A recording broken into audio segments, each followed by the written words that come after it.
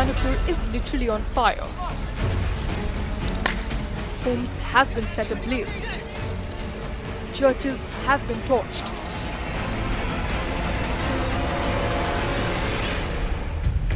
Violent clashes have erupted. It all boils down to tribals versus non-tribals in Manipur. Tension began after the High Court directed the state government to consider the request of the Meitei community to be included in the scheduled tribes list. It's been an issue that the Manipur government has been dragging on its feet for 10 years.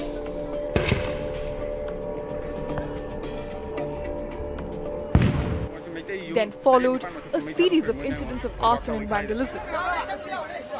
The venue where Chief Minister N. Biren Singh was scheduled to address a meeting was mysteriously set ablaze.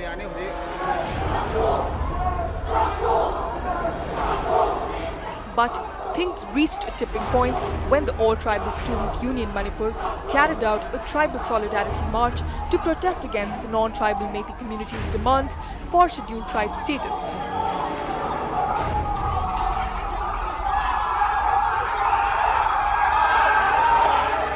Thousands took part in the rally, during which violence broke out between tribals and non-tribals. What followed was absolute mayhem. Mobs went on a rampage, destroying houses in Manipur's Charachandpur district.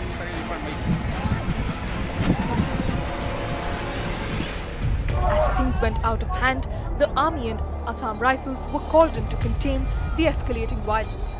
Nearly 4,000 villagers were taken to shelters in army-run and state government-owned premises. A flag march was held by the army and the Assam Rifles to keep the situation under control. And we are here for the whole night. Don't worry. We are here. They are threatening us. I'm reporting to you from Imphal town, where the current situations remain tense. Behind me, you can see police and Assam Rifle personnel patrolling the streets to ensure the public safety. As a result of the Manipur government curfew, there is a limited public movement and the city streets are quieter than usual. Let us hope for a peaceful resolution to the current situations and that a life in Imphal can return to normal soon. This is Anthem reported from Imphal.